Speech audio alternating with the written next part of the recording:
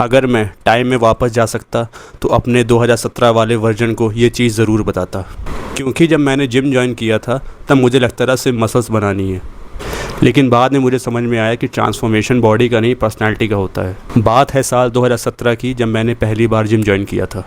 उस टाइम मुझे workout, diet और फिटनेस साइंस के बारे में ज़ीरो नॉलेज थी, और हॉनेस्टली बोलूँ तो मैं सिर्फ बॉडी इंप्रूव नहीं करना चाहता था, मैं अपना ओवरऑल लुक और कॉन्फिडेंस दोनों चेंज करना चाहता था। फ़ोटोज़ में मेरा लुक एवरेज था, ड्रेसिंग सेंस मुझे आती नहीं थी, और सोशल सिचुएशंस में भी अपना कॉन्फिडेंट फील नहीं करता था। मुझे लगता था जिम ज्वाइन करते ही सब कुछ फिक्स हो जाएगा, बॉडी भी, लुक्स भी और कॉन्फिडेंस भी। मैं जिम में जाके दूसरों लोगों को कॉपी करता था, मेरी डाइट भी कोई प्रॉपर नहीं थी और मेरी स्लीप भी रैंडम होती थी, और ग्रूमिंग पर भी बिल्कुल ध्यान नहीं देता था। फिर कुछ महीनों बाद मुझे रियलाइज़ हुआ कि मैं एफ़र्ट तो कर रहा हूँ लेकिन मेरी ट्रांसफॉर्मेशन नहीं हो रही है। तब मुझे समझ में आया कि ट्रांसफॉर्मेशन खाली जिम का गेम नहीं है, ये फिटनेस, लुक्स, मैक्सिंग और लाइफस्टाइल का कॉम्बिनेशन है। और आज इस वीडियो में मैं वही 5 चीज़ें बताऊंगा जो मुझे किसी ने 2017 में बताई होती तो मेरी जर्नी और फास्ट हो गई होती। पहला पॉइंट है ईट सफिशिएंट अमाउंट ऑफ प्रोटीन। अब अगर आप अपनी जनरल इंडियन डाइट में देखो तो हमारे घर के खाने में बहुत कम प्रोटीन होता है, और इंडिया के लोग या फिर हमारे घर के लोग समझते हैं कि अपने घर के खाने में सबसे ज़्यादा प्रोटीन है, सबसे ज़्यादा न्यूट्रिशन है। उनको लगता है जो वो डेली खा रहे हैं जैसे दाल, रोटी, सब्जी, वो कंप्लीट फूड है। मैं बता दूं कि इसमें मुश्किल से 20 से 25 ग्राम प्रोटीन होता है, और इसके साथ भर भर के कार्ब्स होते हैं जो आपको स्किनी फैट बना देंगे। और अगर आपको एक बढ़िया लीन मस्कुलर फिजिक बनानी है तो आपको हाई क्वालिटी प्रोटीन सोर्सेज ज़रूर चुनने पड़ेंगे। भी मेरी तरह वेजिटेरियन हो जो एग्स भी नहीं कंज्यूम करता, तो आप अपनी डाइट में या मील्स में वे प्रोटीन ऐड कर सकते हो, दही, मिल्क और पनीर ऐड कर सकते हो। इससे होगा क्या कि आपको जो मील है वो पूरा बैलेंस्ड बनेगा। प्रोटीन आपके खाली मसल्स को नहीं बढ़ाता, प्रोटीन रिच डाइट आपके फेशियल लुक्स को भी इम्प्रूव करती है। और अगर आपने अपने ग्रोइंग एज में अच्छी क्वांटिटी में प्रोटीन खाया है तो आपकी मसल्स क्वालिटी दूसरों से ज़्यादा अच्छी होगी, आपकी हाइट ज़्यादा लंबी होगी और आपकी जॉ लाइन डेफिनेशन उनसे अच्छी होगी। जो आपके जॉ की विड्थ होती है वो भी हाईली डिपेंडेंट होती है आपकी न्यूट्रिशन पे। अगर आपने अच्छी डाइट और अच्छा खासा प्रोटीन कंज्यूम किया है तो नेचुरली ज़्यादा चौड़ी होती है। आपकी जॉ लाइन और भी शार्प हो जाती है बोन डेवलपमेंट और रीमॉडलिंग की वजह से, अगर आपने अपनी ग्रोइंग एज में अच्छा खासा प्रोटीन कंज्यूम किया है, और उससे इनडायरेक्टली आप गुड लुकिंग और हेल्दी लगोगे। और इंडिया में लोग आज भी मानते हैं कि देसी चने, छोले, राजमे में प्रोटीन होता है। ये सब प्रोटीन सोर्सेज नहीं, ये सब मेनली कार्ब सोर्सेज हैं। इन सब चीज़ों को कंज्यूम करके आपका पेट निकलेगा। मैं ये नहीं कहता कि इन सबको कंज्यूम करना बंद कर दो, लेकिन एक कम मात्रा में खाओ, आप ज़्यादा क्वांटिटी में मत खाओ। इस पर टोटली डिपेंड ना हो कि ये प्रोटीन सोर्स है, वरना आप स्किनी फैट कैटेगरी में होगे जो ज़्यादातर इंडियंस हैं। आपको याद हो तो कुछ महीने पहले राजस्थान में एक टग ऑफ वॉर हुई थी इंडियन मेंस के बीच और फॉरेन मेन के बीच। उनमें से जीते फॉरेन मेन थे, क्योंकि वो लोग अपने न्यूट्रिशन पर ध्यान देते हैं। उन लोग के पास प्रोटीन की कोई कमी नहीं होती, वो लोग एडुकेट अमाउंट ऑफ प्रोटीन बचपन से ही कंज्यूम कर रहे हैं। Whereas on the other hand India में हम लोग कार्ब्स बहुत ज़्यादा कंज्यूम करते हैं। स्पेशली जो वेजिटेरियन है वो कार्ब्स मैक्सिंग में बहुत ज़्यादा विश्वास रखते हैं। उनको लगता है कि आप दाल, रोटी, चावल ज़्यादा खाओगे तो आप स्ट्रांग हो जाओगे। ऐसा होता नहीं है, क्योंकि वो सब कार्ब सोर्सेज हैं, प्रोटीन सोर्सेज नहीं। इसीलिए majority of them lack muscle strength and stamina. और आज भी लोगों की यहाँ मेंटालिटी है कि प्रोटीन शेक जहर है, प्रोटीन खाना पाप है। और ये वही लोग हैं जो सुबह उठ के सबसे पहले चाय पीते हैं, उसके साथ छोले भटूरे, खस्ता कचौड़ी खाते हैं। गेस व्हाट, कुछ महीनों बाद जब वो बीमार पड़ते हैं तो उनको डॉक्टर वही चीज़ बोलता है कि आपको हेल्दी खाना स्टार्ट करना पड़ेगा, प्रोटीन कंज्यूम करना स्टार्ट करना पड़ेगा।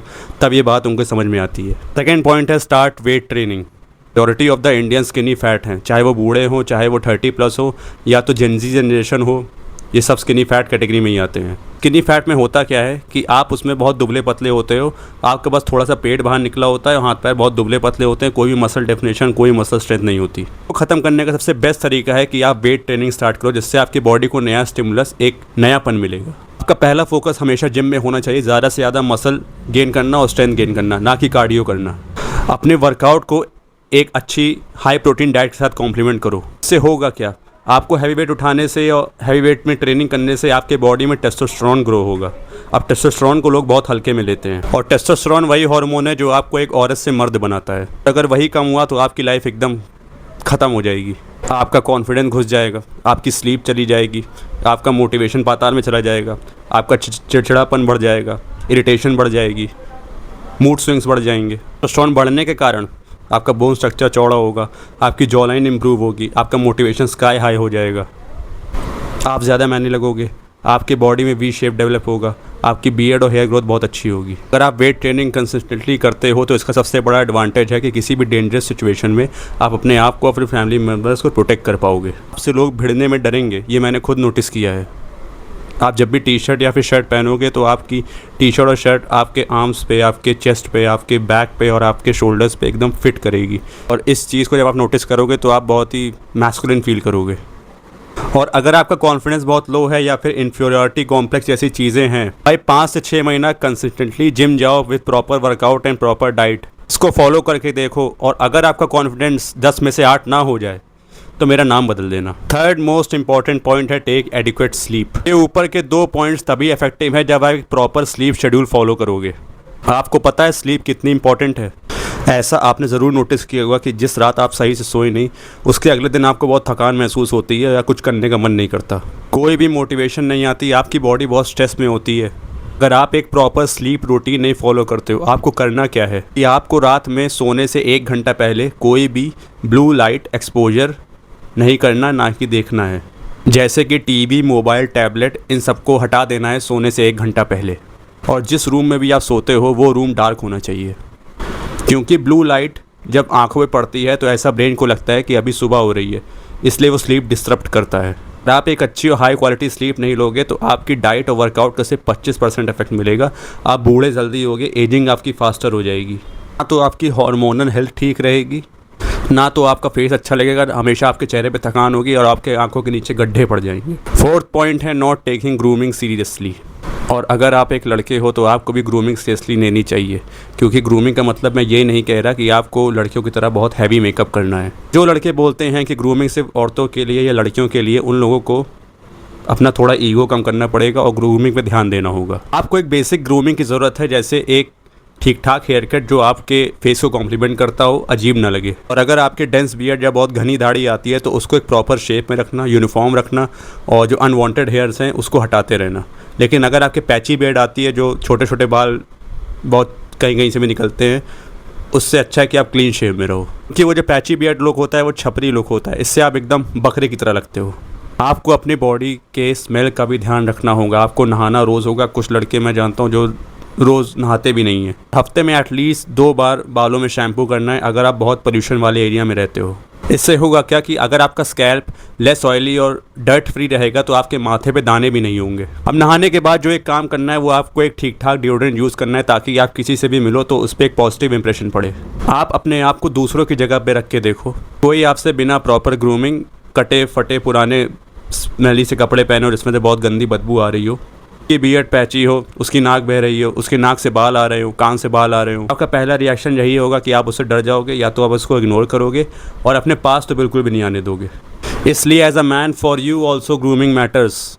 कुछ लोग बोलेंगे कि भाई ग्रूमिंग और कपड़े मैटर नहीं करते, लुक्स मैटर नहीं करते, पैसा बहुत मैटर करता है। तो वो अपनी लाइफ मार्क जुकरबर्ग या फिर अनंत अंबानी जैसे लोगों से कंपेयर कर रहे हैं। उनका मैं बताना चाहता हूँ कि उनके पास ऐसा एक्स फैक्टर है जो कि पैसा है, जो कि आपके पास नहीं है और मेरे पास भी नहीं है। तो आप और मैं भी एवरेज की भीड़ में आते हो। और लुक्स रियल लाइफ में बहुत मैटर करते हैं। आपको कोई फेशियल सर्जरी की ज़रूरत नहीं है। जितना भी आपके पास रिसोर्सेज हैं आप उसी में अपना बेस्ट बन के दिखाओ। प्रॉपर ग्रूमिंग से आपके कॉन्फिडेंस को 4 चांद लग जाते हैं। देन द लास्ट पॉइंट है वेकिंग अप अर्ली। आप जल्दी उठने का बेनिफिट मैंने तब नोटिस किया जब मैंने खुद 1 हफ्ते तक जल्दी उठना शुरू किया। इससे हुआ क्या कि मेरी बॉडी की जो सर्काडियन रिदम थी वो भी रीसेट हो गई। मतलब कि बॉडी की जो बायोलॉजिकल क्लॉक होती है वो भी समय पे काम करने लगी। समय पे भूख लगने लगी, समय पर नींद आने लगी, समय पर काम करने का मन करने लगा। तो मेरा कोई भी टाइम वेस्ट नहीं हो रहा था। मेरी प्रोडक्टिविटी में बहुत इंक्रीज़ आया क्योंकि मेरे पास बहुत सारा टाइम था अपने सारे काम करने के लिए। मेंटल फॉग कम हो गई, क्लैरिटी बढ़ गई और यहाँ तक कि मेरी मेमोरी भी शार्प हो गई। Whereas on the other hand जब मैं देर से सो के उठ रहा था तब मेरा मूड बहुत बेकार रहता था, चिड़चिड़ा सा। मेरा ब्रेन फॉग बढ़ा हुआ था, कुछ समझ में नहीं आ रहा था। मेरी नींद और भूख का भी टाइम फिक्स नहीं हो रहा था। इससे हुआ क्या कि मेरी प्रोडक्टिविटी गिर गई और मैं लेज़ी और डिप्रेस्ड बनता जा रहा था। और आप भी अगर एक एवरेज इंडियन बॉय से स्ट्रॉन्ग मैस्कुलिन वर्जन बनना चाहते हो तो ये 5 चीज़ें ऑप्शनल बिल्कुल भी नहीं है। अगर आपने इन 5 चीज़ों में से 3 भी ऑनेस्टली फॉलो कर ली, 6 महीने बाद लोग खुद डिफरेंस नोटिस करेंगे। और अगर ऐसे ही रियल सेल्फ इम्प्रूवमेंट वीडियोज़ या कंटेंट चाहिए तो इस चैनल को शेयर करो, फॉलो करो, सब्सक्राइब करो।